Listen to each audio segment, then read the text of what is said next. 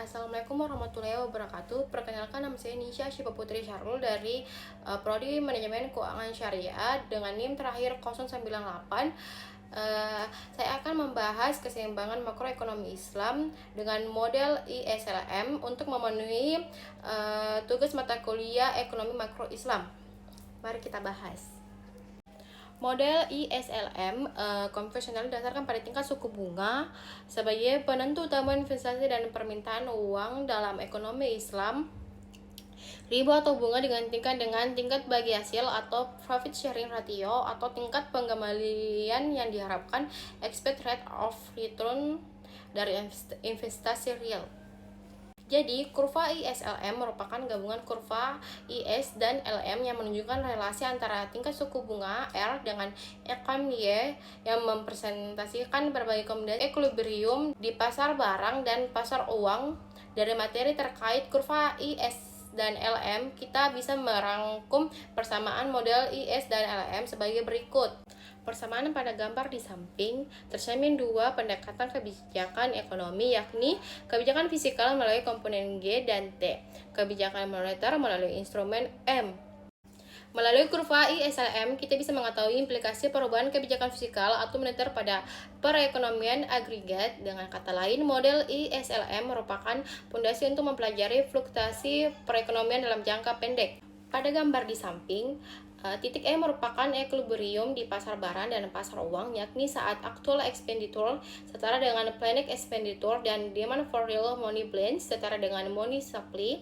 Adapun pergeseran pada kurva ISLM seperti telah dipaparkan di samping, fluktuasi perekonomian agregat muncul saat terjadi perubahan kebijakan ekonomi yang mempengaruhi equilibrium kurva ISLM.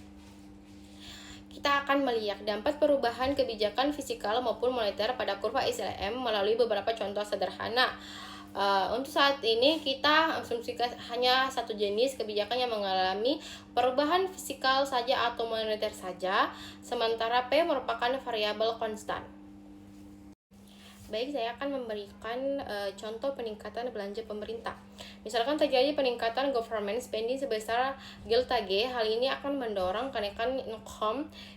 Berdasarkan konsep Keynesian multiplier, peningkatan di atas berdampak pada pergeseran kurva IS sebesar delta G dibagi 1 minus MPC. Pada gambar di samping, peningkatan government spending sebesar delta G akan mendorong kenaikan income dari Y1 ke Y2. Hal tersebut secara simultan menggeser kurva IS ke kanan secara sejajar sebesar delta G dibagi 1 minus MPC menjadi IS, diikuti dengan kenaikan tingkat suku bunga dari R1 menjadi R2. Akibatnya, equilibrium kurva ISLM bergeser dari equilibrium ke equilibrium baru. Pergeseran yang serupa dengan contoh di samping terjadi apabila pemerintah mengambil kebijakan pengurangan pajak. Hanya saja mekanisme perubahan terjadi pada instrumen konsumsi. Tapi ingat, penurunan pajak akan mendorong peningkatan konsumsi. Baik, itu saja penjelasan contoh peningkatan belanja pemerintah. Adapun penurunan belanja pemerintah. Jika peningkatan belanja pemerintah mengakibatkan pergeseran kurva IS ke kanan, maka penurunan government spending sebesar delta G akan menggeser kurva IS secara sejajar ke kiri sebesar delta G bagi 1 minus MPC.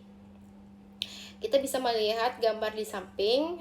Ketika terjadi penurunan pengeluaran pemerintah, delta G kurva IS bergeser ke kiri sebesar delta G dibagi 1 minus MPC.